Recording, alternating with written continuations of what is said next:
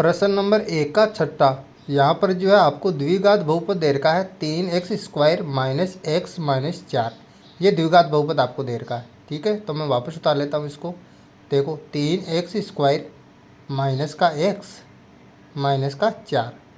ठीक है, अब मैं क्या करूँगा, देखो 3x² यहाँ पर ऐसा कैसा उतार दूंगा, और देखो यहाँ पर माइनस का एक्स है, ये माइनस का चिन्ह बाहर ले लूँगा, एक्स को ब्रैकेट में बंद कर दूंगा। ठीक है, माइनस का 4। अब देखो हमें जो शून्य ज्ञात करना है, शून्य ज्ञात करना है तो इस बहुपद को आप रख दो 0 के बराबर यहाँ पर।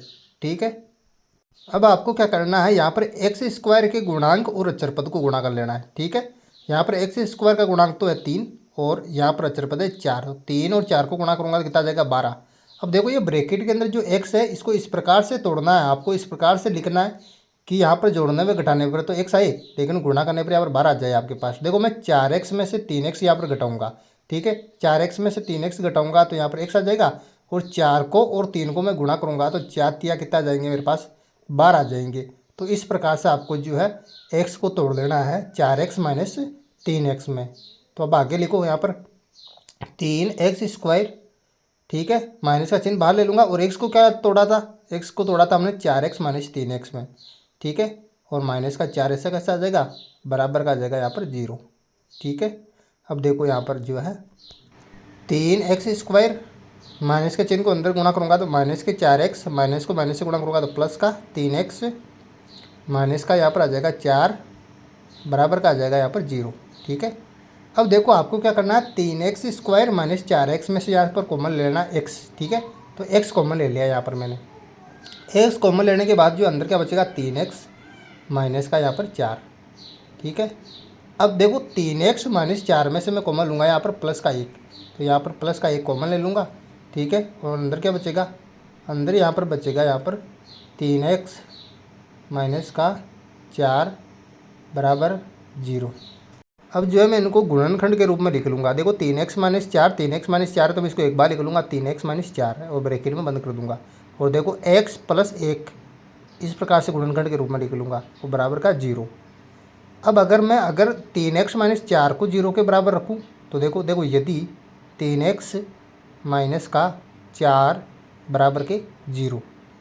ठीक है, अब देखो ये माइनस का 4 इधर माइनस का उधर जाते हो जाएगा प्लस का, तो 3x बराबर का यहाँ पर आ जाएगा प्लस के 4, और ये x के साथ गुणा में 3 तो चला जाएगा भाग में उधर, तो x बराबर यहाँ पर आ जाएगा 4 बटे हुए के अंदर यहाँ पर 3, तो x बराबर आ गया 4/3।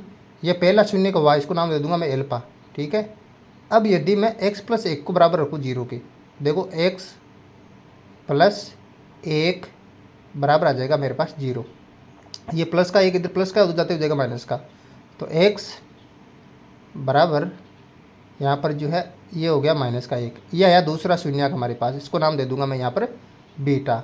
चलो तो अब कर लेते हैं इसकी जांच।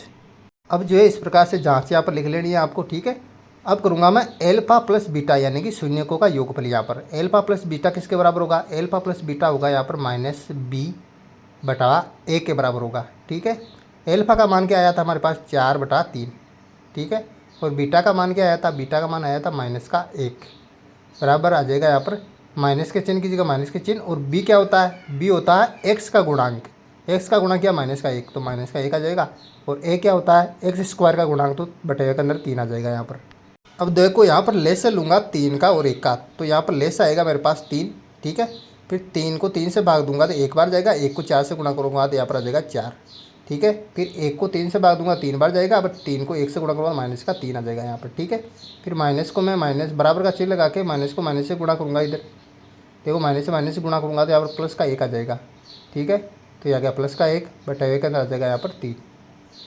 अब देखो 4 में से 3 जाएंगे तो कितने बचेंगे, 4 में से 3 जाएगा तो 1 बचेगा, बटे के अंदर आ जाएगा 3, 1/3 बराबर उधर भी कितना आ जाएगा 1 बटा यहाँ पर 3 आ जाएगा। ठीक है, तो 1/3 बराबर 1/3 आया मेरे पास। अब देखो क्या कर लूँगा, शून्यकों का गुणनफल। देखो एल्फा को मल्टीप्लाई करूँगा यहाँ पर बीटा से। ठीक है, बराबर ये किसका होता है, एल्फा बीटा बराबर किसके होता है, c/a के बराबर होता है, c/a के। ठीक है, एल्फा का मान क्या होता है, एल्फा का मान होता है 4 बटा यहाँ पर 3 बटे के अंदर जो है मल्टीप्लाई, बीटा का मान क्या होता है माइनस का 1 बराबर सी का मान, सी अचर पद होता है, -4 बटा ए क्या होता है एक्स स्क्वायर का गुणांक, तो बटा का अंदर 3 -4/3। अब देखो मैं 4 को गुणा करूँगा -1 से, तो -4 आ जाएगा, बटे हुए के अंदर 3 बराबर का चिन्ह, और -4/3 है इधर भी, तो ये -4/3। इस प्रकार जांच आपको कर लेनी है।